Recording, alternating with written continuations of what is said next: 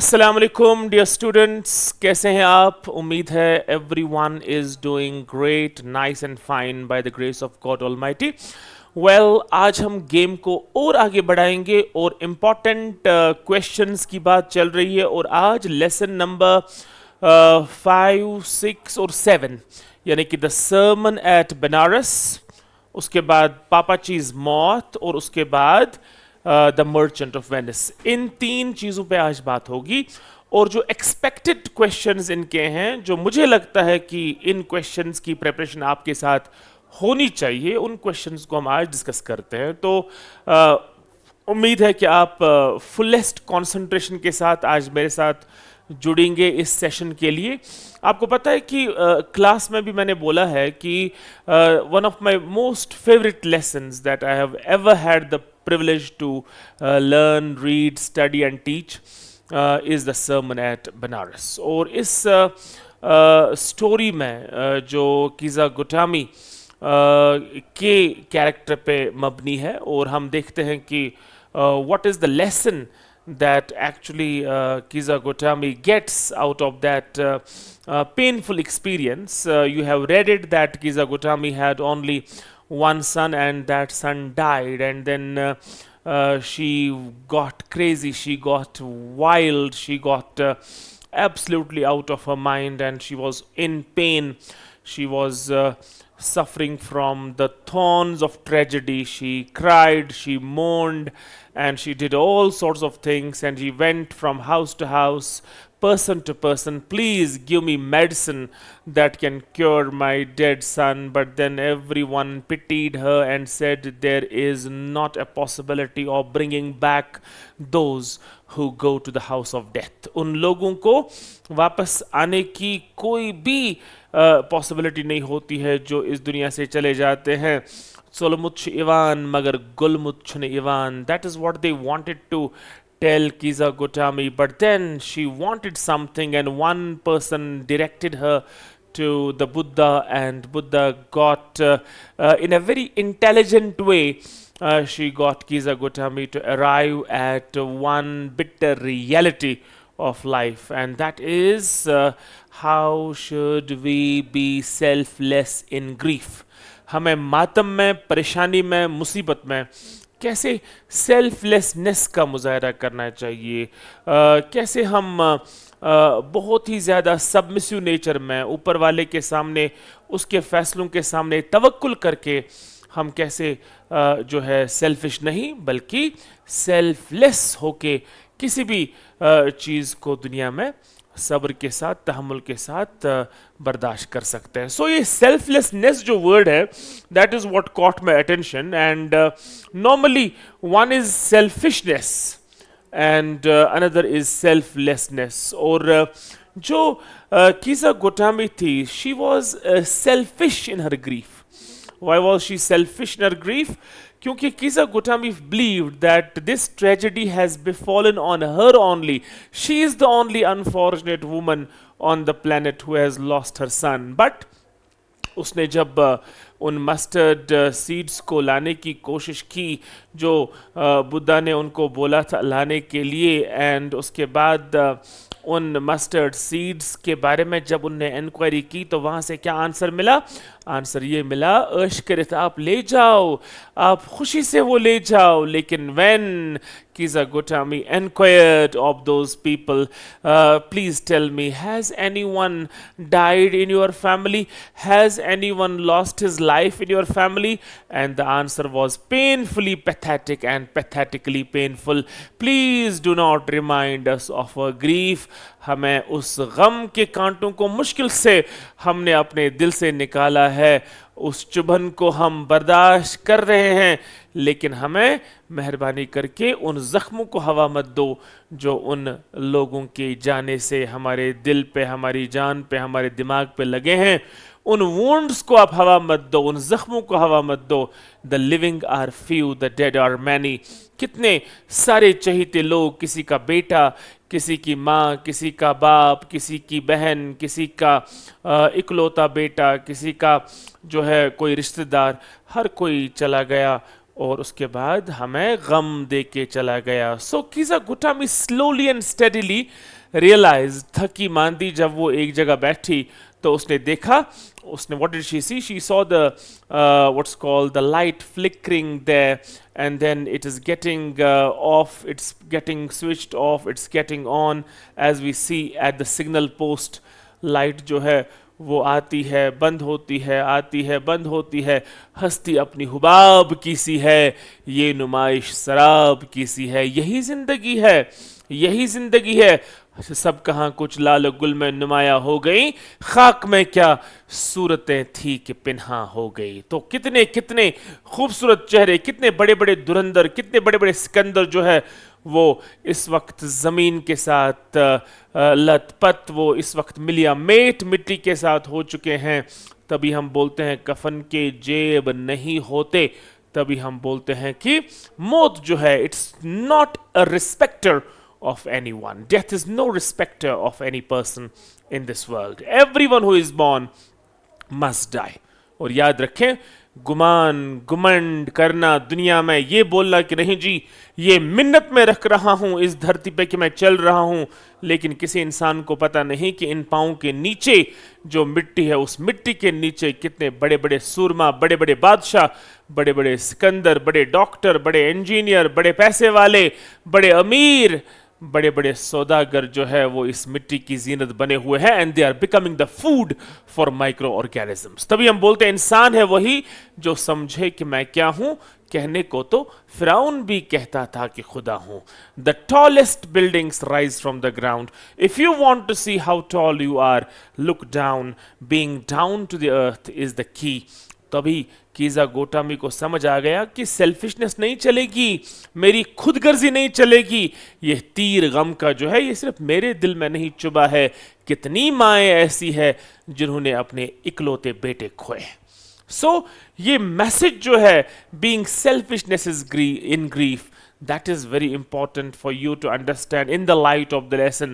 Explain, how do you know, how do you usually understand the idea of selfishness? Selfishness is an idea where you start believing that no, I, me and myself, that is selfishness. तभी हम बोलते हैं the best life is not the one that is lived for you, your own self. The best life is the one that's lived for others. आपको ये नहीं देखना है कि मैंने दो ही निवाले खाए, आपको ये भी देखना पड़ेगा कि कोई ऐसा भी होगा जिसको एक निवाला भी नसीब नहीं हुआ होगा. We start comparing ourselves with others who are greater, who are higher than our level. But what we should do is, we should always do a comparison with those who have got a lesser what's called provision, who do not have those facilities, those provisions, who do not have those blessings that we are bestowed with by Almighty God. So the idea of selfishness जो है, जो कीजा गुटामी का है, she feels that she is the only pain stricken in this world. She believes that death is only for her son, but actually what is the ultimate end? Death is common for all. उसको last में समझ आता है कि like as the waves move towards the pebbled shore, so do our minutes hasten to their end. Shakespeare की lines में आपके नाम करता हूँ. जैसे हवा, जो पानी की लहरें होती हैं बीच पे, जैसे वो अपने साथ छोटे छोटे पेबल, छोटे छोटे तिनके जो है सैंड ड्यून्स बनाते हैं, आगे जब भेजते हैं साहिल के किनारे, उसी तरह से हमारी सांसों का जो सिलसिला है वो भी एक एक करके हमारे दिल से निकलता है, निकलते हैं और ये सांसों का सिलसिला अल्टीमेटली अपनी आखिरी मंजिल की तरफ मुड़ता है, बढ़ता है, पहुंचता है, और वो आखिरी मंजिल मौत है. So that is what Kisa Gotami learns, but through a bitter experience. And what a way, what a beautiful way that Buddha makes her understand this. कि मस्टर्ड सीड लाओ, आपके बेटे का तो, डेड बेटे का तो मेडिसिन है, मैं उसको जिंदा कर लूंगा, लेकिन उस घर से लाओ जहां आज तक कोई नहीं मरा हो. Indirectly he wanted to tell her that everyone has suffered. Everyone has suffered. There are so many people in the world who have suffered one way or the other. But the beauty about suffering is ultimately it shows you patience. जो आप patience के साथ, submission के साथ इस गम को जो है बर्दाश्त करते हो, सेल्फलेसली ये मान के चलते हो कि नहीं, इट्स कॉमन टू ऑल, मैं ही नहीं जो इन गम के बादलों के इर्द गिर्द फंसा हुआ है, बल्कि बहुत सारे लोगों को मुझसे भी ज़्यादा गम हो गए हैं, मुझसे भी ज़्यादा गम आन पड़े हैं. तो that is what gives you peace of mind. So you have to overcome suffering and you have to be completely selfless. You have to completely submit your will to God, and that is the idea of selflessness that she understands. And do you agree with Kiza Gotami that she was being selfish in her grief? Yes, she was in the first instant selfish in her grief because she believed that perhaps this death is only for her only son, only support. But then she realized later on that there is a way to be selfless, and those people who are selfless in grief ultimately overcome the sorrows. Ultimately they become satisfied, ultimately they remain santusht, ultimately they attain the peace of mind. So that is what it is. And what does Kiza Gotami understand the second time that she failed to understand the first time? Was this what the Buddha wanted her to understand? Why do you think Kiza Gotami understood this only the second time? In what way did the Buddha change her understanding? In fact, I have spoken about it. पहले तो वो understanding उनको नहीं थी कि selfishness जो है थी बहुत ज़्यादा थी, उनको पता नहीं था, उनको लगा था शायद ग्रीफ मेरे ही बेटे के लिए है, मेरे ही लिए है. लेकिन ultimately Kiza Gotami understood through Buddha's teachings that no, sufferings will be there, joy and sorrow sleep in the same bed. कारे गाहे दुनिया की नीस्ती बेक हस्ती है, एक तरफ उजड़ती है, एक सिमत बसती है, एक तरफ दुल्हा तैयार होता है अपनी ज़िंदगी शुरू करने के लिए, दूसरी तरफ उसी मकान से या दूसरे मकान से जो है उनके हमसायगी में उस मकान से एक बंदा निकलता है जिसकी लाश आखिरी मंजिल की ओर चली जा रही है. यही हस्पतालों में आप देखते हैं, in one ward you see a child getting born, in the other ward you see a corpse, a dead body coming out. That is the balance of life God has created, and we have to understand this balance, and we have to be selfless, we have to be completely submissive to God's doings. हमें इस बारे में कम से पूरा यकीन होना चाहिए कि whatever comes, it's God's decree. So जब आप उस अंदाज से गम को लेंगे, ब्लेसिंग्स को लेंगे, खुशी को लेंगे, हर कोई चीज़ ऊपर वाले अल्लाह की तरफ से ही है, तो उसके बाद जो है आप उस पर संतुष्ट होना स्टार्ट हो जाते हैं, आप राज़ी होते हैं अल्लाह के फैसले पे.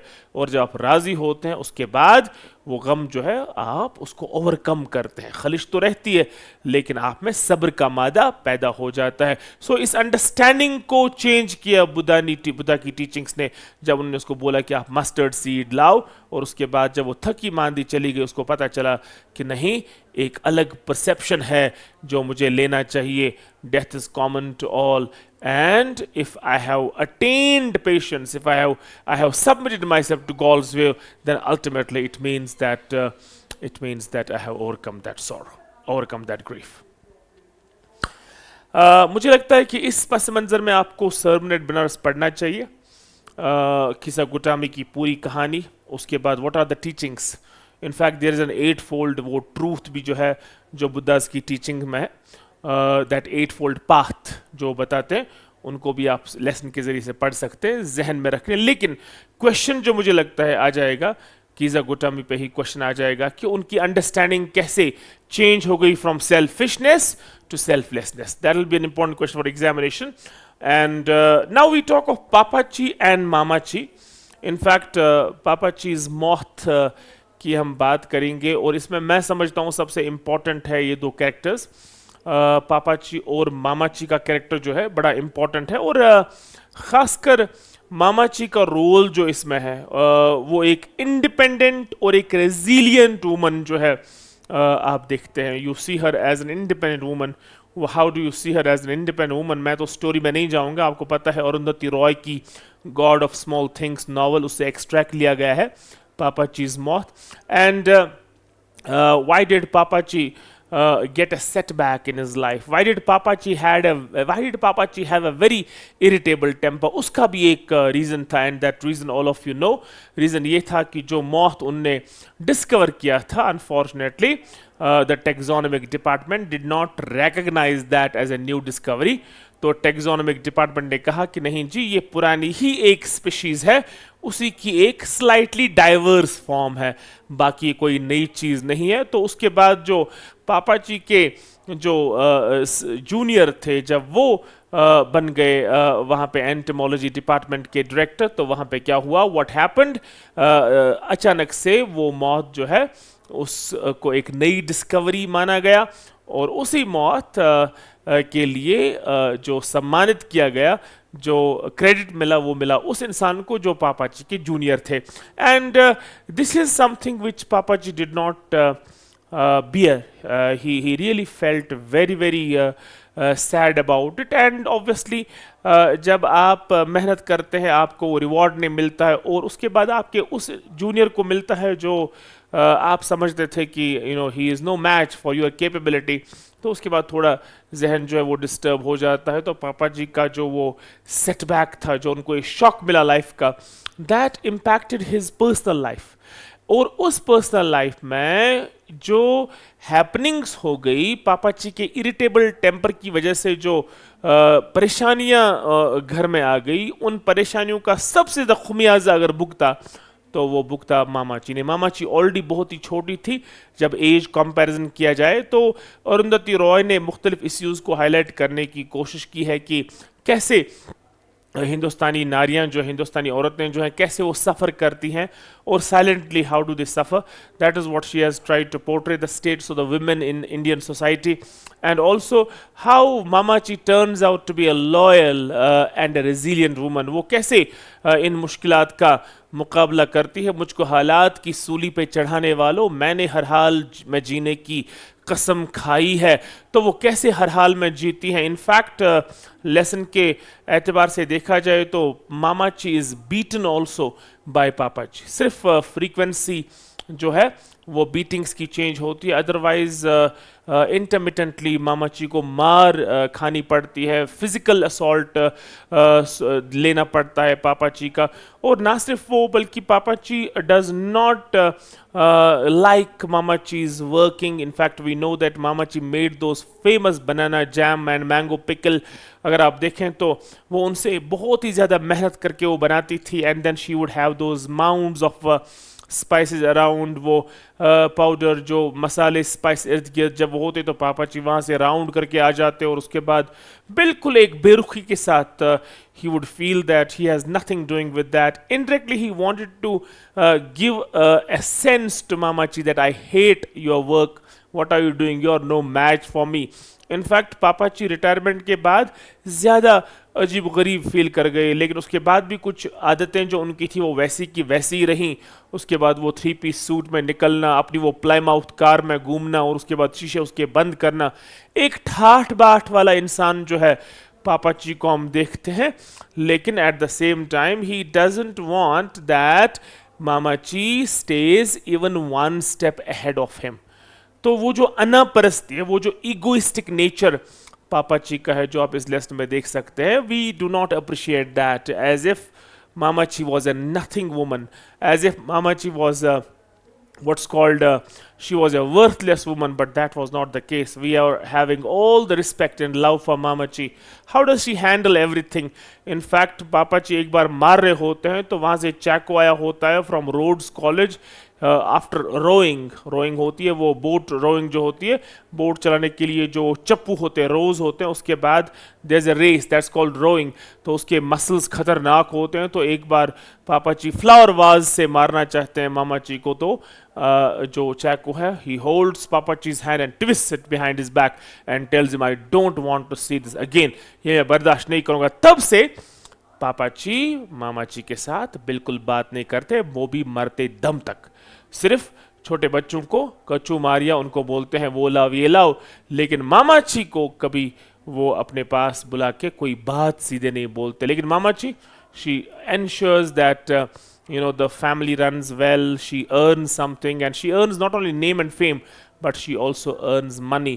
और उसके बाद हम ये भी देखते हैं कि मामाची को कितना सहना पड़ता है। जब पापाची एक बार गए थे किसी ट्रेनिंग के लिए, तो उनको एक म्यूजिशियन ने बोला था कि आपकी बीवी जो है वो बहुत ही अच्छी कॉन्सर्ट क्लास है, तो उसके बाद उनने वो वायलिन लेसन जो है वो बंद करवाए थे. He did not want his wife to get ahead of him in any way, and he was a sort of a narcissistic person. Papa ji always had love for himself. मैं हूँ best, मेरे कपड़े best हैं, मैं काबिल हूँ, मैं ये हूँ, मैं वो मैं वो खोया था पापा जी. And he did not recognize any efforts, any contribution of मामा जी. लेकिन मरते वक्त अगर किसी ने सबसे ज़्यादा आंसू बहाए तो वो थी मामा जी. और मामा जी ने क्यों वो आंसू बहाए आपको पता होना चाहिए, क्योंकि even her contact lens is slit. जो कॉन्टैक्ट लेंस पहनता है जिसको आंखों में प्रॉब्लम होती है, तो वो कॉन्टैक्ट लेंसेज भी जो है आंसुओं की वजह से स्लाइड हो गए आंखों में. और मामा जी को जब बोला गया आप क्यों रो रही थी, उन्होंने बोला कि अब मैं आदी हो चुकी थी पापा जी की. रंज से खोगर हो इंसान तो मिट जाता है गम, मुश्किलें मुझ पे इतनी पड़ी कि आसा हो गई. जब आप किसी चीज़ के आदी होते हैं, फिर वो चीज़ आपसे छिन जाए अचानक से, आपको बुरा लगता है. इवन दो दैट चीज़ is difficult for you to handle, even though that चीज़ is very very boring for you, even though that cheese is very very irritating for you, but you are a creature of habit. And remember, when habit recurs, it becomes a second nature. HABIT. You remove H from it, a bit is there. You remove A from it, bit is there. You remove B from it, it is there. So habit does not go, habit stays with you. और इसलिए मामा जी बहुत ही feel करते. आखिरकार मामा जी एक बहुत ही अच्छी woman होने का सबूत पेश करती हैं, एक लॉयल वुमन होने का सबूत कर. She does not argue with him, she does not rebuke him for his behaviour, कुछ नहीं. वो बिल्कुल as a submissive, as a docile, as a very loyal and trustworthy wife she behaves and wins the hearts of the readers. So पापा जी का भी character है और मामा जी का भी कैरेक्टर है, and we see certainly Mama Chi's character wins our hearts. Papa Chi is, even though a brilliant entomologist, we don't deny that, लेकिन उसके कुछ जो आदात हैं, उसका जो इनफैक्ट वो अपनी बीवी को डिफेम भी करते हैं एक जगह, जब वो उन बटन्स को सर्व करने की कोशिश करते हैं, सिलाने की कोशिश करते हैं खुद वेरेंडा पे, जो बेसिकली होते ही नहीं है, मिसिंग बटन्स वहाँ होते डेलिबरेटली, सो दैट लोग जो वहाँ आते हैं ख़रीदारी के लिए इन अचार वगैरह के लिए, तो वो लोग ये समझे कि देखो जो वर्किंग वाइव्स होती है उनके हस्बैंड्स को खुद काम करना पड़ता है. जबकि मामा ची was a very very updated woman everywhere. वो अपने हस्बैंड की कोई भी जो है विश उसको नकारती नहीं थी. She attended to her husband as a very loyal wife, but unfortunately Papa Chi did not recognize, she did not appreciate, she did not commend and admire her efforts. So we do not have so much of great feelings for Papa Chi's character, but इतना ज़रूर है कि Papa Chi का जो वो setback है, जो उस वजह से हो गया कि उनका जो मौत है, that unfortunately was haunting everywhere. पापा जहाँ भी जाते थे वो मौत जो है उनको हॉन्ट करता था, क्योंकि ही बिलीव दैट दिस मौत had to be named after my name. ये मौत जो है इसको मेरा नाम जो है मेरे नाम की वजह से जाना चाहिए था, लेकिन unfortunately it was not in the fate, and therefore that made a remarkable, in fact a very very serious change and alteration in papa जीज बिहेवियर. एंड उस बिहेवियर का जो फिर अल्टीमेटली इम्पैक्ट हुआ, negative impact, that was on Mama Chi. So how does Mama Chi stand out as she was independent because she made sure that she earned money, she increased the income, and she made sure that the family had better income, better conditions, because Papa Chi to ab retire bhi ho chuke the, aur Mama Chi took most of the care in terms of family matters. And then we move on to, this is a very important question for the examination, then we move to the themes of the Merchant of Venice. अब Merchant of Venice में एक खूबसूरत कहानी जो हमने Shakespeare के drama के related हमने एक कहानी पढ़ी है, and the characters they are amazing. You have Shylock the Jew, you have Antonio the merchant, and then you have Antonio's friend, that is Bassanio. आपको वो कहानी पढ़ी है आपने. There is a theme of friendship there, and how do you see that theme of friendship shown. This theme of friendship is shown through Antonio and Bassanio. आप देखें Antonio जो है उसके शिप्स चले गए होते हैं, कार्गोज चले गए होते हैं. बेसेनियो को पोर्शिया का हाथ जो है अपने नाम करना होता है, पोर्शिया को अपने आप के साथ he has a wish to make Portia his dream girl, and what happens, he has no money to impress her, and so he goes to his friend Antonio. A friend in need is a friend indeed. Antonio says, I don't have right now with me, but आपके लिए, इस दोस्ती के लिए तो कुछ भी करने को तैयार हूँ. दोस्तों से तो उधार अगर ना भी ले पाऊँ, दुश्मनों से उधार लूँगा. और वो दुश्मन जो है, he is a sworn enemy of Antonio. और एंटोनियो का एनिमी जो है वो शाइलॉक द ज्यू, खतरनाक, बहुत ही रैश और बहुत ही क्रुक्ड इंसान, क्रूअल कैलस नेचर का, who gives money, borrows money on interest. वो इंटरेस्ट लेता है, 3 गुना ज़्यादा इंटरेस्ट लेना जो है लोगों से. ही is a user and he takes a lot of interest. Antonio is also someone who borrows, but he lends it, he borrows it with a very kind heart, and he makes sure that he does not exploit people. Antonio और Shylock के बीच में ज़बरदस्त rivalry होती है, और इस rivalry के बाद जब बेसेनियो को पैसों की ज़रूरत पड़ती है, and then Antonio goes to Shylock and tells him, oh my Shylock, my enemy, I have not come to borrow money from you as a friend. I have come to borrow money from you as an enemy. Will you lend me 3,000 ducats? And then Shylock gets very, very ironical. Shylock tells him that आप तो मुझे dog बोलते हो. Has a dog money? आप तो मेरे नाम पे मेरे जो Jewish tribe है उसको गालियाँ देते हो, और उसके बाद आप तो मेरी मुखालिफत हर जगह करते हो, मेरी मुखालिफत. तो क्या इस इंसान के पास आपको पैसे मांगना शोभा देता है, सूट करता है?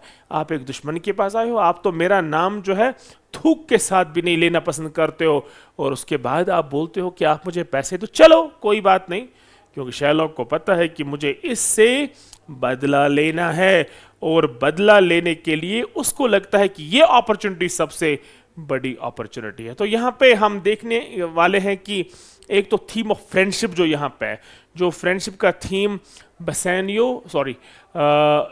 पोर्शिया बेसेनियो और एंटोनियो, उन दो के बीच. उसके बाद लेटर ऑन जब आप देखते हैं कि शाइलॉक उसको बोलता है कि आपको एक बॉन्ड जो है वो साइन करना पड़ेगा, कि अगर आपने वक्त पे ये पैसे मुझे वापस नहीं किए तो I will take a pound of flesh from your body, whichever part I like. आपके शरीर से, आपके जिस्म से मैं एक पाउंड ऑफ फ्लैश लूंगा, और ये मेरी मर्जी होगी कि मैं किस हिस्से से पाउंड ऑफ फ्लैश लूंगा. और ऑब्वियसली शाइलॉक जो है, थीम ऑफ हेट्रेड अगर देखा जाए तो नफरत की इंतहा शाइलॉक में है. किसके साथ? एंटोनियो के साथ. इसको बोलता है कि I will take a pound of flesh from any part of your body. तो आप देखो ट्रस्ट क्या होता है दोस्ती में. एंटोनियो उसको बोलता है no worries, I am sure my ships will be back. बस एने उसको बोलता है आप क्यों ऐसा करते हो, इतनी भी पोर्शिया मेरे लिए इंपॉर्टेंट नहीं है क्या आप मेरे लिए इस रिश्ते के लिए अपनी जान को कुर्बान करो. No, I can not, I don't need this money. लेकिन एंटोनियो उसको बोलता है कि दोस्त हो आप मेरे, तो डोंट वरी, मैं आपके लिए ये कोई कुर्बानी नहीं दे रहा हूँ. इट इज़ माई फर्ज, it's my duty as the great friend of yours to help you out in this time. So इस दोस्ती पे हम, इस दोस्ती को हम सलाम करते हैं, इस भरोसे को हम सलाम करते हैं. और उसके बाद आपने देखा होगा कि लास्ट में जब कोर्ट में मसला चला जाता है और पैसे वापस नहीं दे पाता एंटोनियो, और वहाँ से बेसेनियो जो है पोर्शिया को वहाँ भेजता है एक वकील के रूप में, और वहाँ से पोर्शिया आ जाती है. बेसेनियो नहीं भेजता है, डॉक्टर बेल्थेसर जो है उनका एडवोकेट उनको बोलता है कि आप जाओ इन द डिसगाइज्ड शेप, और एक नेरिसा, एक मेड को साथ ले जाओ. और डॉक्टर बेल्थेसर के डिसगाइज में वो जाती है, और केस लड़ने जब जाती है तो केस बहुत ही इंटरेस्टिंग हो जाता है. मिलॉर्ड, हमारे शाइलॉक ने बॉन्ड पे लिखा है कि I need a pound of flash. if my money is not returned in time. Yes, the pound of flesh he can take, लेकिन मैं मर्सी की अपील करूंगा इस एंटोनियो के लिए, मर्सी की अपील करूंगा, लेकिन वहां से शैलॉक बोलता है nothing, no mercy but the pound of flesh. और इंटेलिजेंटली जो है वो केस करवट बदलता है। ठीक है, पाउंड ऑफ फ्लैश तो ठीक है, सर्जन को तो बुलाएं, एटलीस्ट जब आप उससे पाउंड ऑफ फ्लैश लेंगे खून बहेगा, ये तो मर जाएगा। No, there is not any mention that we have to have a surgeon, we have to have a knife, no mention in the bond. वहां पे बॉन्ड में सिर्फ लिखा है pound of flesh, I want pound of flesh, nothing else. अब देखिए, ज्यादा intelligence और ज्यादा जो है अक्लमंदी दिखाना भी कभी कभी साबित नेगेटिव हो जाता है। ठीक है, pound of flesh is yours, you take it, लेकिन without shedding a drop of blood. आप पाउंड ऑफ फ्लैश ले लीजिए, लेकिन इसमें से ड्रॉप ऑफ ब्लड आप एक ड्रॉप भी नहीं ले सकते। कैसे नहीं ले सकता? क्योंकि बॉन्ड में सिर्फ और सिर्फ पाउंड ऑफ फ्लैश है, इसमें ब्लड नहीं है। तो खतरनाक पंच जो है, जबरदस्त पंच जो है वो मारता है वकील। एक्चुअली जो पोर्शिया होती है डिस्गाइज फॉर्म में आती है, in the form of a वकील, तो उसको बोलते हैं take your pound of flesh. और उसके बाद how could he take the pound of flesh without a drop of blood? आपने पढ़ी होगी कहानी भी। अल्टीमेटली Sherlock जो है, he is LBW and he is clean bowled by this argument, and then he says चलो ठीक है, मुझे अपना पैसा ही वापस दे दो, 3 गुना उसका प्रिंसिपल अमाउंट जो मैंने बोला था। नहीं, लेना है तो पाउंड ऑफ फ्लैश। अच्छा, मुझे अपने ही पैसे वापस दे दो। नहीं, लेना है तो पाउंड ऑफ फ्लैश। और उसके बाद जब केस जीतता है एंटोनियो और शेरलॉक को सज़ा मिल जाती है, उसके बाद अब जो फ्रेंडशिप का सबूत है वो कौन वापस करता है? वो करता है वापस जो है बेसेनियो से पोर्शिया, यानी कि नया वकील जो होता है, वकील के शेप में होता है, उसको बोलता है चलो अब आप मुझे, बेसेनियो बोलता है उस वकील को कि आपने हमें केस जिताया, आपने मेरे दोस्त को बचाया इस मुसीबत में, तो हम चाहेंगे कि आपको कुछ गिफ्ट दें। तो ये इसको बोलता है ज़रा वो रिंग जो आपकी उंगली में है वो मुझे दे दो। और आपको मैं बताना चाहूँगा कि आपने पढ़ा भी होगा, बेसेनियो को ये रिंग दी थी पोर्शिया ने एंगेजमेंट के वक्त, और ये बोला था कि आप किसी भी सूरत में इस रिंग से अपने आप को अलग नहीं करेंगे। तो इस वक्त बेसेनियो परेशान है, वकील को बोल रहा है इसके बगैर कुछ मांगिए ना, इसके बगैर कुछ मांगिए ना। अब उसको नहीं बता सकता कि ये रिंग जो है मेरी प्रेशस है, लेकिन बेसेनियो को ये भी नहीं पता है कि जो ये रिंग मांग रहा है वो बेसिकली पोर्शिया ही है। पोर्शिया टेस्ट कर रही है बेसेनियो का लव उसके लिए। तो एनीवेज एंटोनियो आ जाता है और बोलता है इसको कि इस इंसान ने आपकी दोस्ती, मेरे साथ जो दोस्ती है उसको बचाया है, आज उस दोस्ती के लिए आज अपने प्यार को कुर्बान कर लेते हैं। तो उसके बाद ये रिंग उसको दे देते हैं Bassanio. He takes out this ring and gives and shows to Antonio. Bassanio कैसे इनकार कर सकता था? How could he deny it? Because Bassanio अगर पोर्शिया के साथ इस वक्त है तो बिकॉज ऑफ एंटोनियो है, because it was Antonio who went to Shylock on that day, borrowed money for him, putting himself at risk, his life at risk। और इस वक्त जो है उस इंसान ने, किसी इंसान ने इस एंटोनियो को बचा लिया, तो उसके लिए तो जान भी कुर्बान है। So he says that let my love be sacrificed for your friendship. और उसके बाद लेटर ऑन जो एंड होता है, वंडरफुल एंड, जहाँ पे पोर्शिया जब घर पहुँचती है, बेसेनियो वापस आता है। बेसेनियो को डर रहता है कि अब मैं कैसे इस चीज़ को छुपाऊँ, तो he is trying to conceal his finger, लेकिन पोर्शिया को पता है करना क्या है। She asked him where is my ring. तो बेसेनियो उसको सब कहानी बोलता है कि ऐसा हुआ। तो पोर्शिया जो है अपेरेंटली वो प्रिटेंड करती है कि जैसे वो एंग्री हो गई, लेकिन जेब से वो निकालती है रिंग, बोलती है ये लो, ये दूसरी रिंग, अब ये वाली नहीं खोना, आप मेरे इस रिंग का, मेरे इस टोकन ऑफ लव का अपमान नहीं करना। तो उसके बाद जब बेसेनियो देखता है ये तो रिंग वही वाली है, ये वही रिंग है जो रिंग मैंने उस वकील को दी थी। तो उसके बाद पोर्शिया हंस पड़ती है and then she expose the whole truth कि असली जो वकील वहाँ पे आप देख रहे थे वो वकील कोई नहीं था, बल्कि दैट वाज मी ओनली। सो ये इंपॉर्टेंट 3 चीज़ें जो हैं, मुझे लगता है कि कैरेक्टर स्केच ऑफ एंटोनियो और शेरलॉक जो है, दोनों कैरेक्टर्स आप प्रिपेयर करेंगे, बड़े इंपॉर्टेंट होंगे एग्जाम के नुक्ते नज़र से इंशाल्लाह। In the next phase we'll discuss the what's called the poetry, important questions of poetry, and then we'll move to stories, one lecture, and then in the last lecture I will give you the paper, the expected questions which you will take as guess for the examination inshallah. Next 3-4 lessons जो है इनमें हम wind up करेंगे इस ORCC programme को, और मुझे उम्मीद है कि अगर आपने ये सारी चीज़ें अच्छे से पढ़ लिए और उन पे अमल किया, मुझे उम्मीद है कि 95+ मार्क्स जो है इंशाल्लाह आप इंग्लिश में लाएंगे। अगले लेसन तक के लिए खुदा हाफिज़, सलामत रहिए, अस्सलाम वालेकुम।